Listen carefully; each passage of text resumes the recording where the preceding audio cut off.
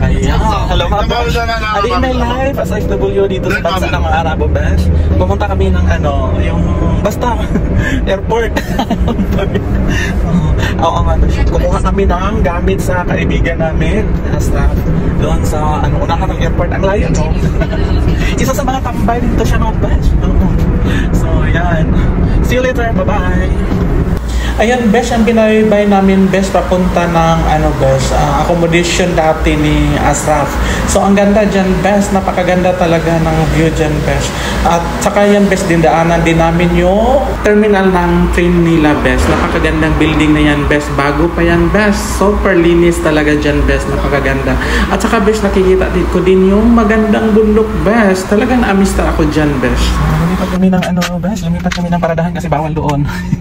Container van accommodation pala nila dito ni Ay, Diyos ko, marimara. Konting harads doon, mga besh. Harads yun. Ayan.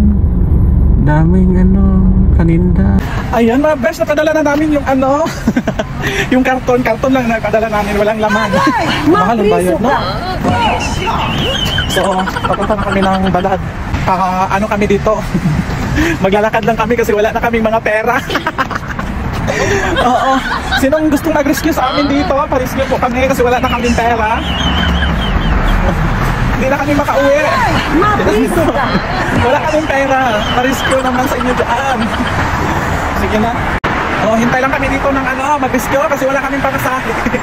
Ano ba magkano sa amin dito ng pamasahe? Oo. Alam si Asraf. Asraf, mag-hi ka, Asraf. Ayun mga besh, nakarating na kami ng balad. Nang nagdumating kami sa balad, besh, napakagutom na namin, besh. At yan, umorder kami ng shawarma. So besh, akala namin napakamura ang shawarma. 7 reals pala, besh. Nagtitipid kami sa pamasahe, besh. Tapos nagugutom pa kami. Akala namin nasa 5 or 4 reals lang yung shawarma. Kasi 3 lang yan dati, 4. So 7 reals pala, besh. Gutom-gutom na kami. Wala kaming choice. Ayan, tubig na lang ang pinartner ko, besh. So maganda naman pag tubig, besh, kasi iwas tayo sa sakit, besh. UTI, kung magsusoft drinks tayo, besh, magka-UTI pa. So tubig na lang. Dami ko talagang inom na tubig dyan, besh. Hindi ko tinapon agad dyan, besh. Sige, hanggang dito na lang. Bye-bye.